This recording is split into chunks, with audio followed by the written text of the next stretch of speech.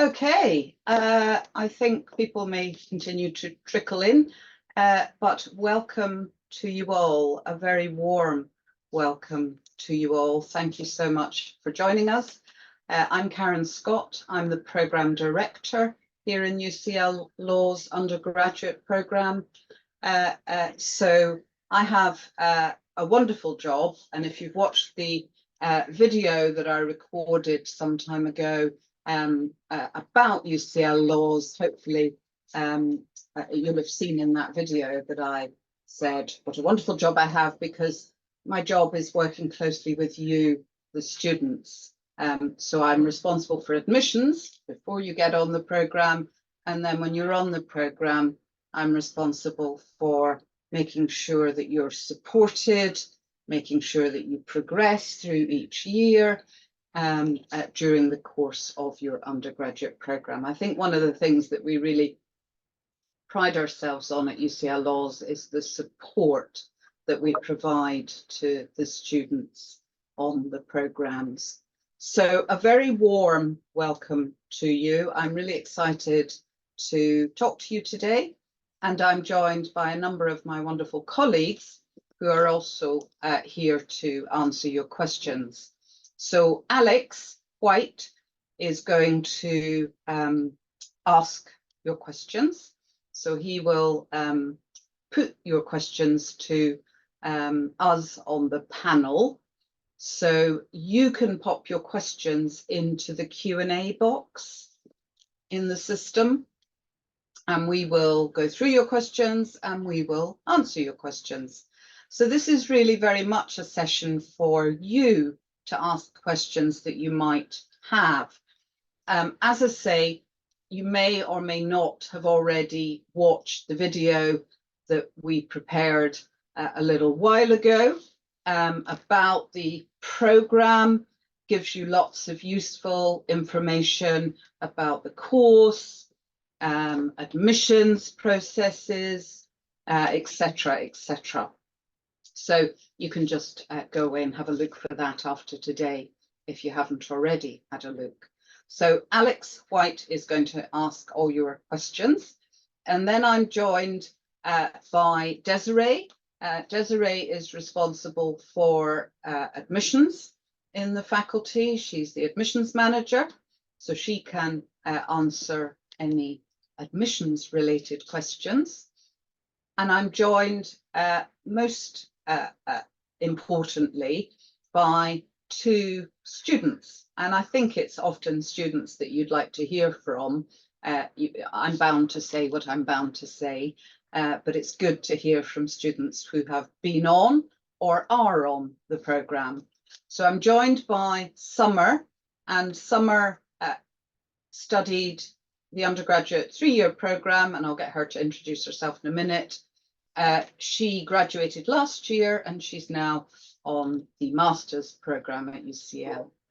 And I'm also delighted to be joined by Wei Ting, and Wei Ting is on the undergraduate programme and she's in her 3rd year of the programme.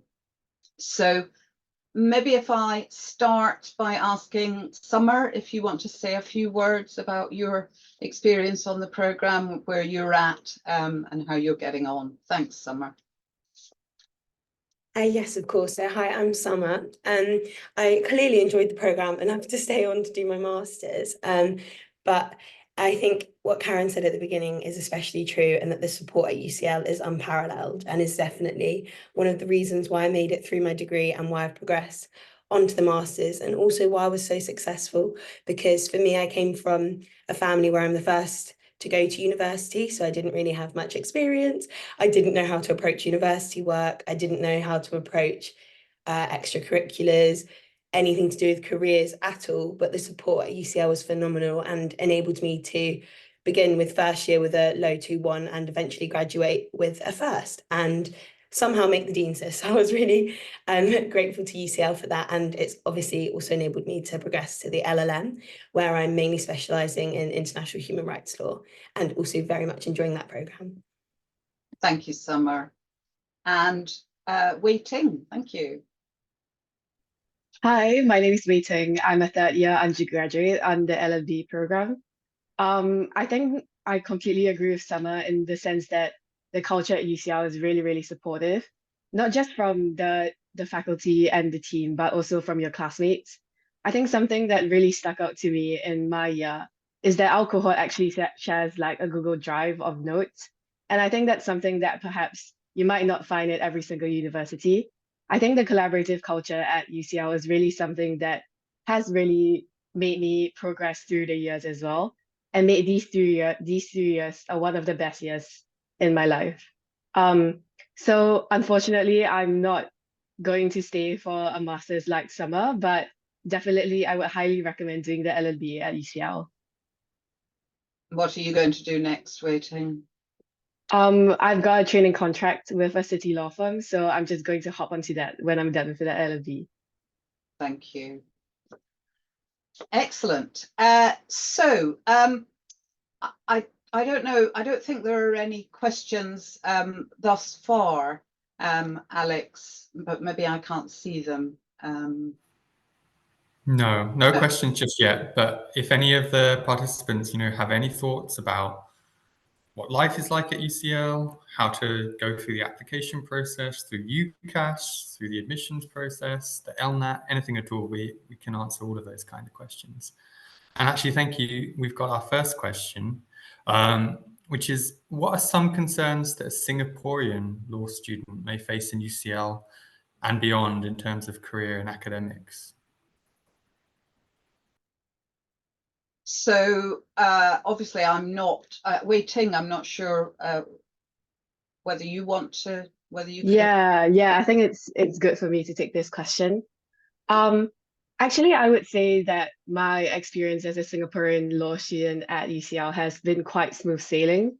I think it's incredibly nice to have a very strong Singapore society that actually has an orientation program in Singapore before you come to UCL.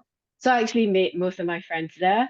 I also stayed in UCL accommodation in which you get to meet both Singaporean students as well as international students.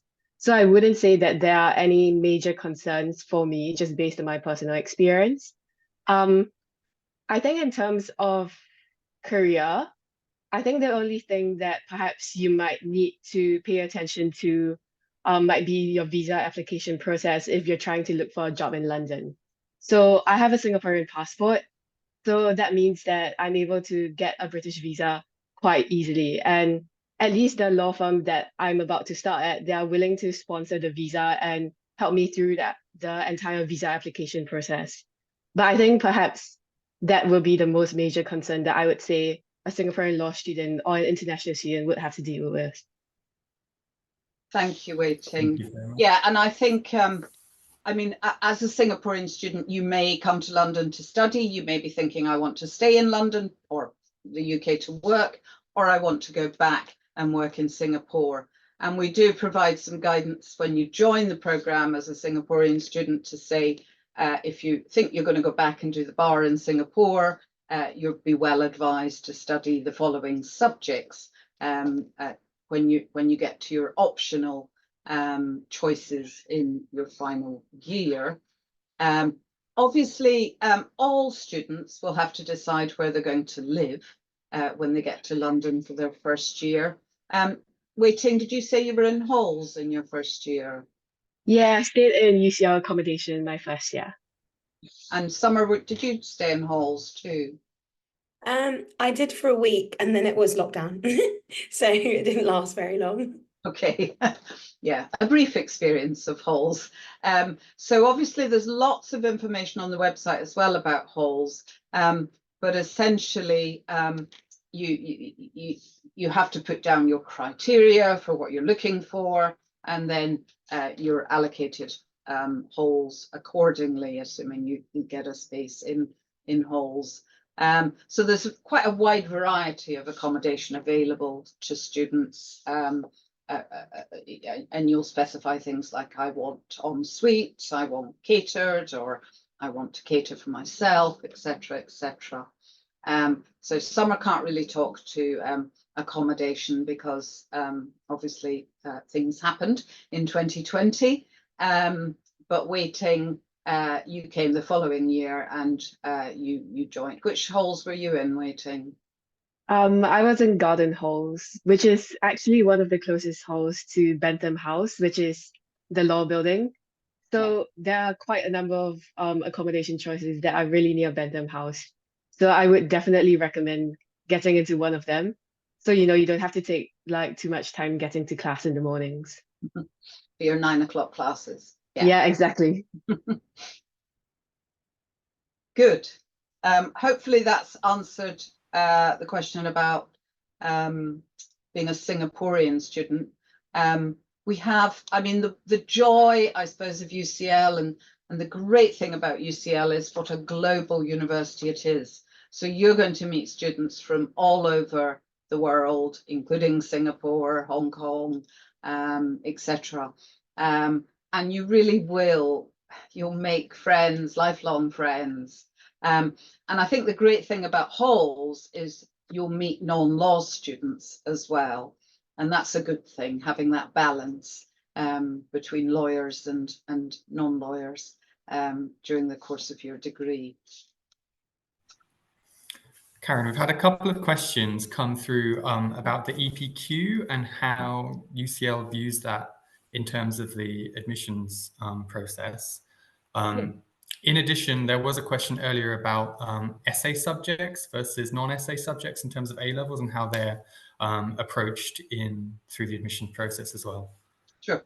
So EPQ, it's not part of the qualification that you need to apply to UCL laws, but it might well help you with the LNAT because you're doing a project-based piece of work. So it will undoubtedly strengthen your research and analytical skills. In terms of students, I think you said, Alex, question about, you know, if I'm not studying essay-based questions. To be honest, there's a long list of A-levels that are acceptable for applying to the programme.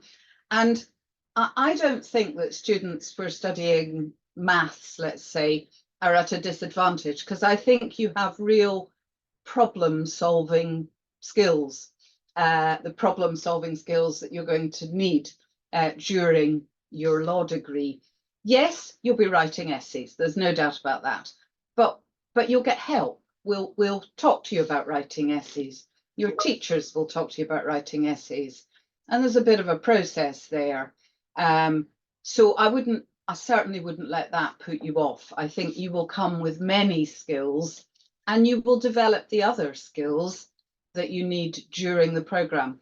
So if you join UCL Laws, the first thing that we do with students is what we call the Laws Connections course, which is a 2-week induction course where you don't do any work outside of the classroom.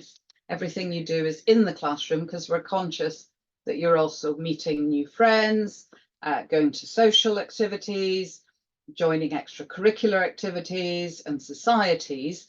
So we want to give you the space to do those things. But during that induction programme, we will talk to you about the skills that you're going to need during the course of the programme. And you will have a go, for example, at writing your first piece of work. You will have a go at reading your first academic article and criticising, analysing, discussing that piece of work, etc., etc. So we set you up, get you hit the ground running, but we will continue to develop those skills throughout year 1 and thereafter with you. So certainly, if you're studying non-essay based subjects, don't let that put you off. I think you will come with many strengths, and we will build on all of those strengths during the course of the programme. I don't know whether Summer or Wei Ting, whether you want to comment at all, how you found writing essays, etc. Perhaps I could do a brief comment, because I also did non-essay based subjects at A levels. So I did biology, chemistry, maths, and Spanish. And perhaps I did write essays in both my Spanish A level, but they weren't in English. So I'm not sure whether that counts. But completely agree with Karen that like being a science student, you get problem solving skills and perhaps you're a bit more direct and in the way you write your essays.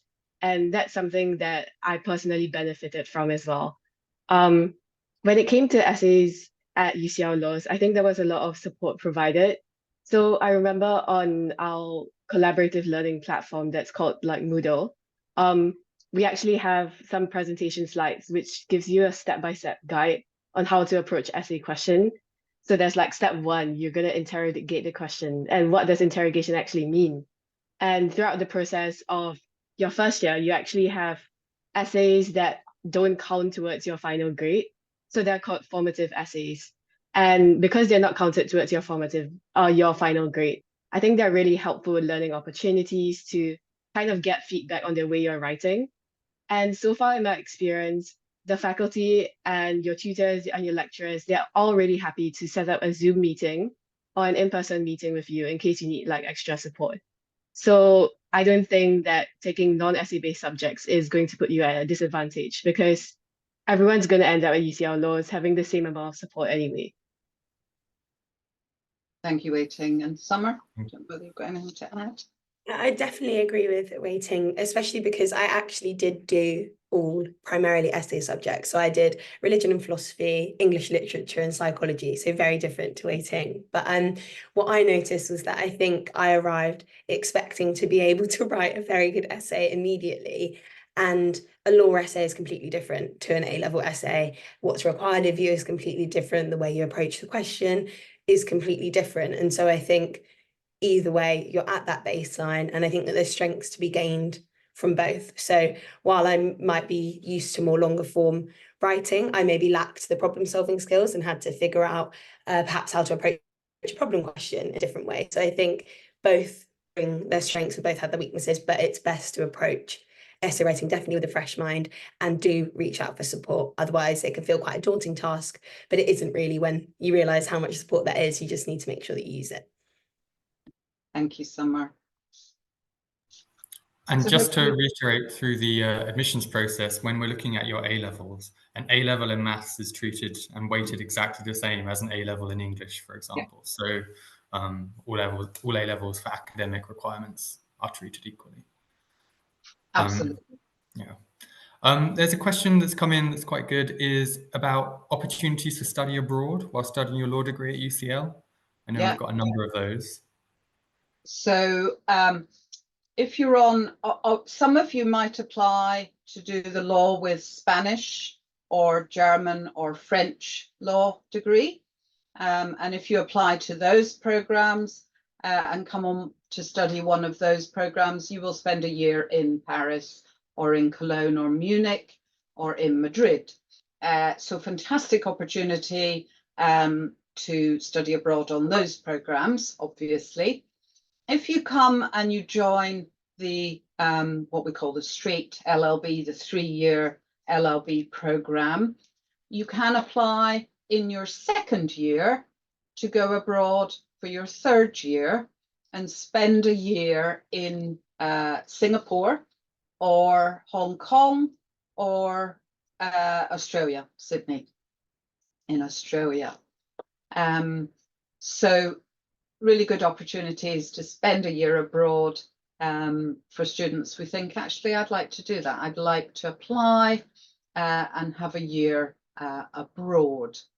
And then finally, some students, a handful of students every year, apply to join our dual degree program with Columbia Law School in America.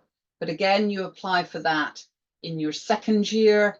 And if you get on that program, you go to Columbia Law School in New York for the third and fourth year of your program. And finally, we have a dual degree program with Hong Kong University. You apply through UCAS or directly to Hong Kong for that program. You can only apply to one or other, through one or other of those processes. And if you're on the dual degree program with HKU, Hong Kong University, you spend the first 2 years here, and then the 3rd and 4th year in Hong Kong.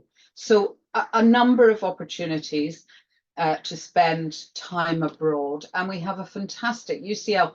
I think the joy of UCL is we're a very small, perfectly formed faculty, but you've got all the wide UCL university services that are available to you. And we have a fantastic study abroad team who prepare students to go abroad. We do as well in laws, but they do a lot of the administration and talk to students about funding opportunities for a year abroad on the laws with language programs, or for the year abroad in Hong Kong, Sydney, or Singapore. So yes, lots of opportunities. Take a really good look. All the programs, lots of information on our website. But yeah, students who go abroad, I don't think Waiting or Summer spent a year abroad, or I would go to them. But I know lots of, I speak to students who are abroad. Just yesterday, I was speaking to a student who's studying in Spain. And having a wonderful time in the Spanish sunshine, which we're lacking in London right now. So yeah, lots of opportunities. Thank you, Alex. Thanks, Karen. Questions come in about the LNAT. Specifically, what are UCL's requirements for the LNAT, and when is the deadline? I mean, I can answer the deadline. It's the 31st of December in the year that you're applying at the moment. Although in the past that has changed. So I would always recommend that you look on UCL's website in the year of the cycle that you're applying, just to make sure that you've got the most up-to-date information on that. But as far as I'm aware, for the next cycle, it will be the 31st of December. But in terms of other requirements for LNAT, Karen. So again, some of you may know all of this, and others on the webinar may not yet be familiar with our requirements for applying to UCL laws. A number of law schools require the LNAT. We are one of them. Not all law schools do, and I suppose top tip would be don't apply to 5 that require the LNAT. Hedge your bets a little bit in that respect. But you are all brilliant students. You can all do the LNAT with your eyes shut, I think. Having said that, I don't think you should have your eyes shut. I think that you should go to the LNAT website. It has a wealth of information on it, and you can do simulated LNAT tests. It's a 2-part test, multiple choice, and an essay part. So the multiple choice part of the test is testing your reasoning, your interpretive capabilities. It's not a comprehension test. You read a number of passages of text and you answer questions derived from those passages. So it's not about your knowledge, it's about your ability to read carefully and deduct answers from the information that you've been provided. And then the essay part, you get a choice of 3 essay questions, 40 minutes to write your answers. And again, I don't think anyone needs to, or indeed should, pay to be coached for the LNAT. I don't think you need to be. I think you need to read a broadsheet newspaper, maybe look at the opinion, the comment sections every day, and have a think about how the arguments have been developed, how the counter argument has been addressed, how the writer has reached a conclusion based on the text that they've written before their conclusions. So based on the evidence that they've used. So I don't think you need to pay, but I think you need to go on the LNAT website and practice. and read a daily broadsheet newspaper. But I'm going to come to the students because they've both done the LNAT, which I haven't. So I think they'll probably have better things to say about it than I can. Summer, can I start with you on this one? Yes, yeah, of course. So I remember feeling very scared of the LNAT, and quite a few of my friends were doing it at the time, and none of us had a clue. Well, we didn't think we had a clue what was going on. And I think oftentimes, if you're applying to UCL, you're used to getting very good grades. But I don't know if it's still the same. But I remember a very good LNAT score being about 50% at the time. It was something like in my cohort, I think the average was 21 or something. I can't quite remember. I'm sure Karen will correct me if I'm wrong. But I think being used to the fact that it is marked in a slightly different way to perhaps your A-level or GCSE tests, so not being disheartened when you're doing practice tests and they're coming back in the 20s, because I think that can be quite good.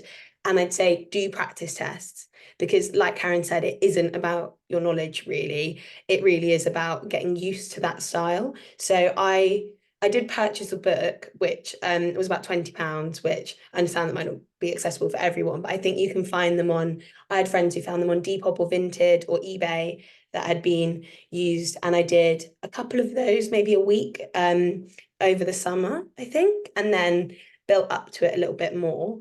But I do think practicing the essays is a good idea. So just on things that you find interesting. I remember in my test, it was a very broad array of subjects. So you'd be hard pressed to find something you're not interested in. So just keeping up to date on what's going on. I was quite lucky in that my philosophy A-level helped a bit with that, I think. So if you do come from a background that is maybe more like weightings a bit more mathsy and sciencey, it might be worth practicing those essays a bit more and asking friends for feedback, because I had a few friends who were also doing it, so we just swapped essays and said what we thought, and I think that was quite helpful. But it's not as daunting as you think it is, and I think don't let the pressure get to you, because it can feel quite strange, but it's actually not as bad as it seems.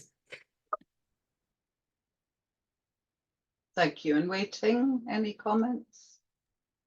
Yeah, just very briefly, I think I completely agree with Summer that it's not as scary as you think it is. I think as more academically high performing students, it might be a shock to get a score of like 20 something out of 42. But for my year, the cohort average was like 20.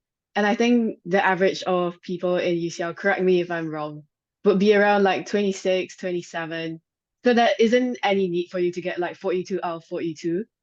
And definitely do practice the essays as well as the MCQ questions. I think for me, the MCQs were actually a little bit more challenging because I think they really do assess your ability to really pay a lot of detailed attention to the text. Some of the texts are actually things that you do know about.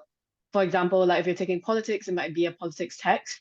But I think the key is really not to bring in your own knowledge or thoughts into the question and just look at whatever they say in the text you're given and then answer the question based on that. And for essays, I think, at least in my experience, what UCL Laws perhaps focuses a little bit more on is perhaps the structure. So I would highly recommend following the basic PEL structure that perhaps you are taught in school. I'm not sure whether it's still the same because it's been a few years since I've graduated, but definitely as long as your structure is clear and coherent, it doesn't matter if you don't have like solid evidence. I think UCL laws aren't looking for like specific statistics on certain issues or things like that. It's more about the way you reason things out and the logical flow of your essay. So I'm sure that honestly, you will have no trouble doing the LNAT at all, and it's going to be absolutely all right. Thank you very much, Waiting. And I think both Summer and Waiting have talked about the MCQ score. Absolutely right. You're not going to get, well, some students get 42, I suppose, but very few. And our website talks, Desiree, you might come in here, talks about I think the previous years. Yes. So in the previous year, the average MCQ score for our UCL offer holders was 29, and for contextual offer holders it was 27. So Yes, you've got to do the test. And I should say about doing the test, you have to go to a test centre to do it, and you have to pay to do it. I would add that the LNAT consortium that runs the LNAT test has a bursary scheme, so no one should not be able to do the LNAT because of their financial position. I hope do have a look at the bursary scheme that the LNAT consortium have in place, please. But you do have to go to a test centre. They're all over the world. There are test centres everywhere. And I would always say to students, sign up sooner rather than later, get a date in the diary, and get it done. You're going to have your exams to be thinking about for your final year at school. You don't want to spend all of your time also worrying about the LNAT. So I know lots of students say, you know, about November is maybe a good time. You've got time to think about the test, but equally get it done. And you've certainly got to do it by the deadline, as Alex said earlier. Thank you. Thank you all. We've got a couple of questions coming in now, which I think I will combine, about both the personal statement, what is UCL looking for, and then within that, I guess, what makes a student stand out or a candidate stand out within a personal statement from their application? Yeah, good questions. We get a lot of applications every year. I suppose, and I think I said this in my video, but imagine you've got 5,000 applications, 5,000 really exceptionally talented young people in front of you. They've all got the necessary abilities and potential to succeed and really succeed at a really good law school. What do you think would motivate you as a teacher to choose one student over another student, accepting that you all have the potential to be amazing law students? I think that as a teacher, as an admissions tutor, I'm wondering in part what that person's like, what that person that on the page that I'm reading about is like. What would it be like to have you in my lecture room, to have you in my tutorial room? Are you going to bring energy and passion and a sense of curiosity to your legal studies? Who are you? What are your experiences? What are your backgrounds? Your views on society? Something about, I don't know, the challenges you faced, if that's applicable. Something. So I suppose I'd underline personal statement, because sometimes I feel that I read personal statements without the personal underlined, and that I could be reading about anybody. So a bit about you, a bit about why I want you in my classroom. Something about you that doesn't sound like everybody else, because we have to make those difficult decisions, partly based on the personal statement, and then we've got your LNAT. So those are all things in our toolbox to help us make our decisions, and we've got your reference as well. What's your motivation for studying law? Not, I want to be a lawyer necessarily, but your motivation for studying law. Why do you, what have you explored already that makes you know that studying law is the right thing for you? How do you know that? Now, again, I always get questions from prospective candidates about, I haven't got any legal experience, I don't know any lawyers. That's fine. You can do lots of things to explore the study of law. You'll all have courts nearby. Most courts are open to the public. Most hearings are open to the public. Indeed, you can join hearings online these days, because most courts are doing online as well as in-person hearings. Obviously you can do reading around the law, and there's lots of books and podcasts and blogs out there. I'm slightly obsessed, and I think, again, I perhaps say this in my video because I am obsessed with the Post Office inquiry. I spent the whole weekend watching the cross-examination of the head of the Post Office's legal.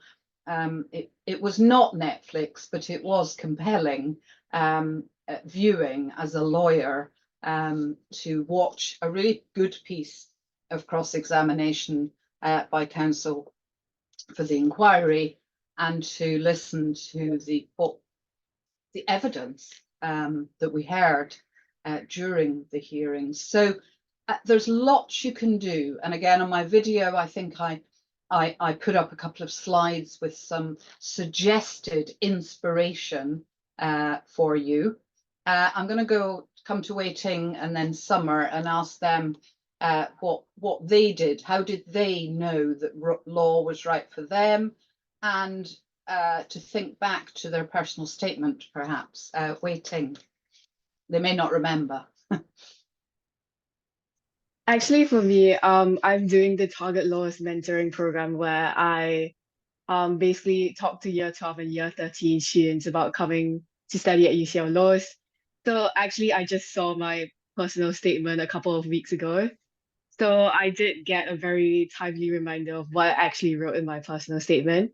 So I did actually mention a couple of things that perhaps were the turning point in making me study law.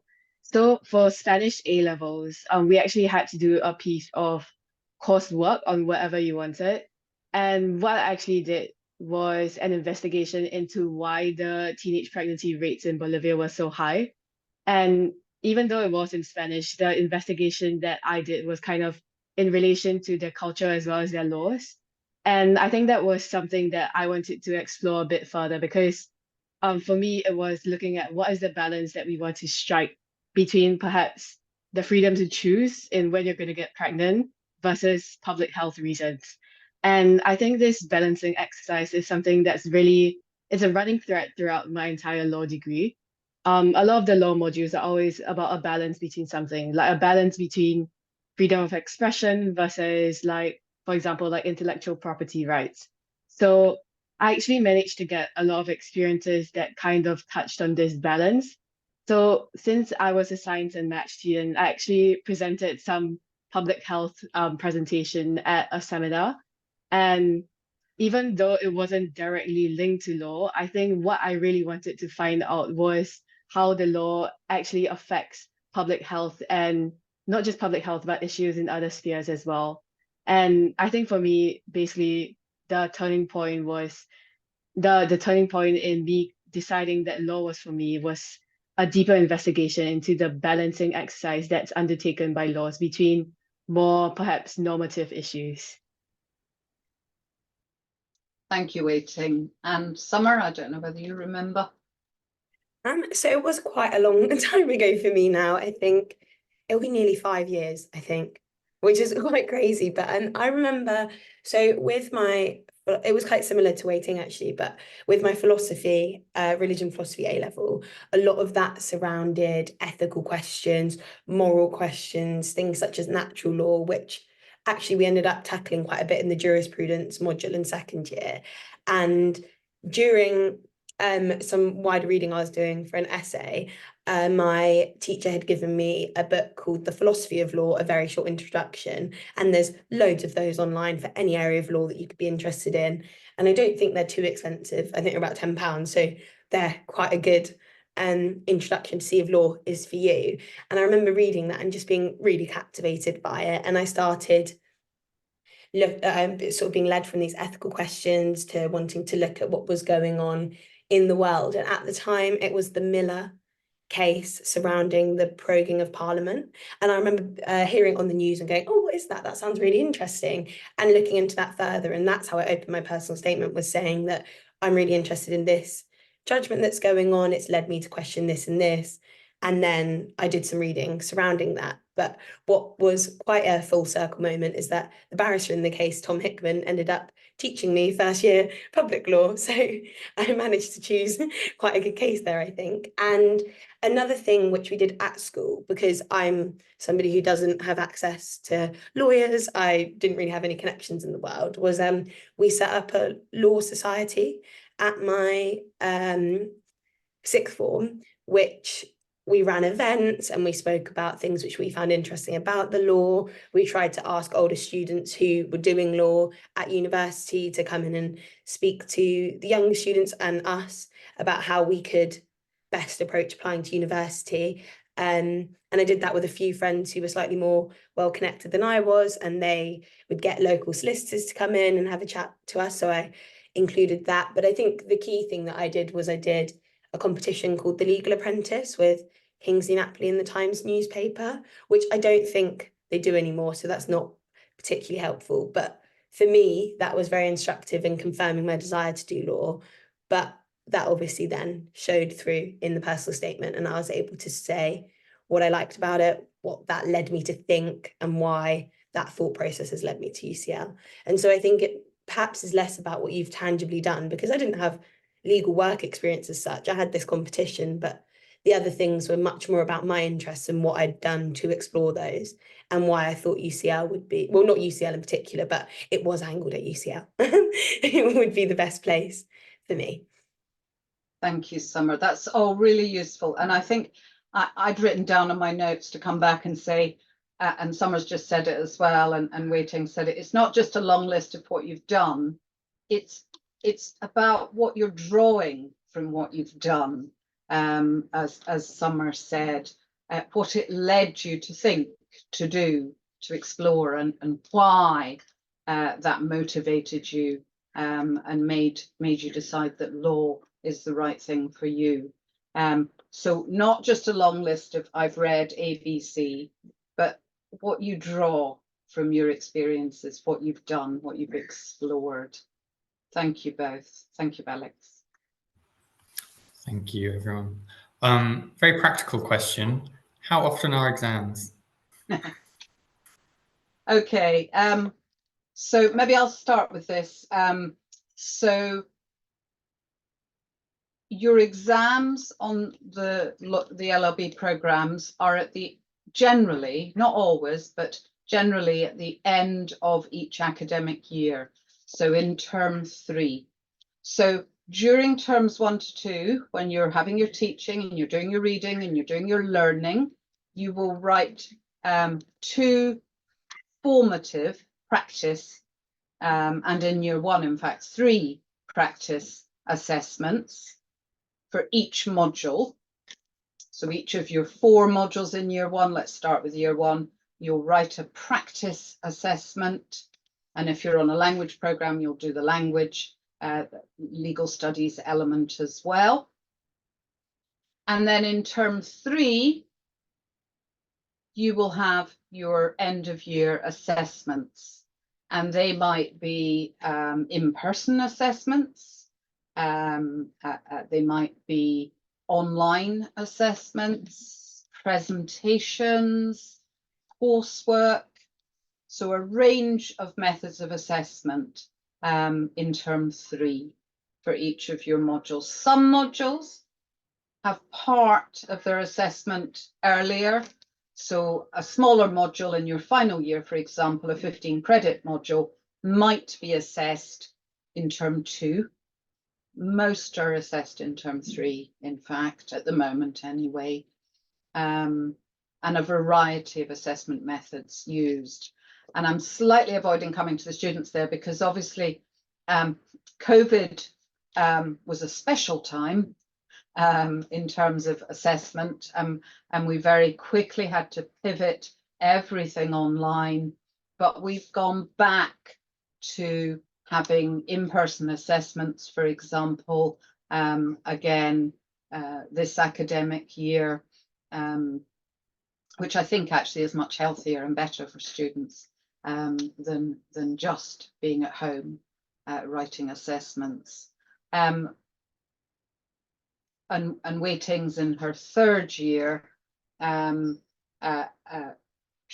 don't think she's got any in-person assessments this year, but we definitely have gone back to in-person assessments for some module assessment, so to assess some modules.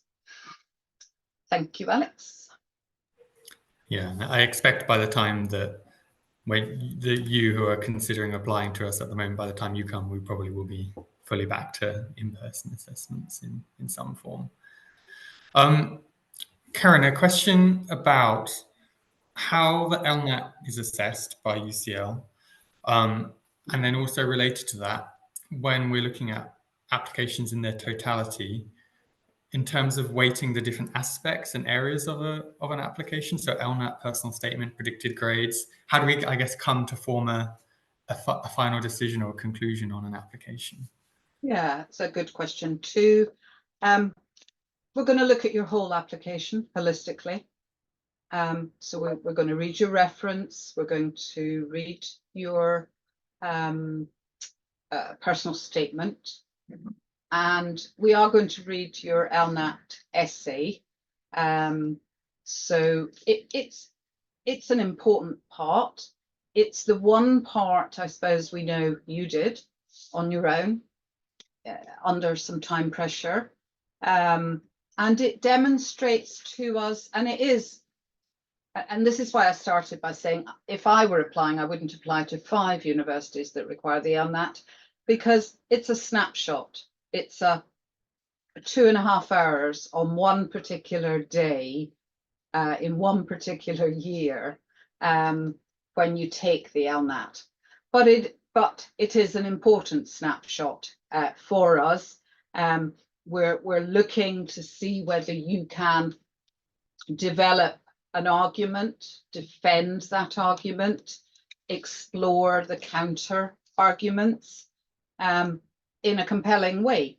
And Waiting said earlier, we're not looking for statistics or, but you are going to tell us what you think in terms of constructing the argument that you put on paper. And the essay topics, we don't expect you to know law.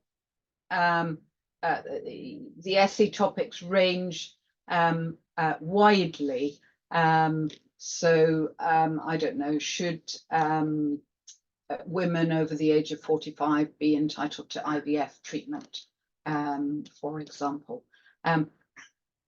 Your EPQ, sometimes students get, I suppose, lucky, and there's a question that their EPQ can help them with. But going back to the question that you asked, how do we assess your application as a whole, holistically? I think it's as best as I can say, really, Alex. It is a wide-ranging assessment based on your application, your personal statement. And I come back to, why do we want you in the classroom? What are you going to bring to UCL? What has motivated you to study law? And then your LNAT assessment. I don't know, Alex or Desiree, do you want to add anything?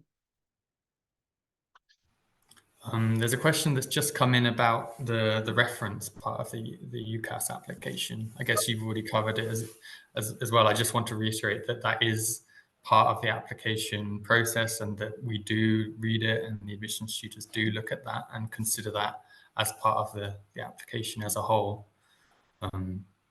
And we're looking for all the things that Karen has just said about you, because again, your tutor, your referee knows you really well. They know knows what you're like. They know what you're like as a student, and what we're looking for are good students. So all of that additional information that we can glean from the reference, from your application, those are the kinds of things that we're looking at. And just to go into a bit more detail about the LNAT and how it's assessed, there is the multiple choice component, which is marked by the LNAT. So we get the grade for that. We don't mark that ourselves.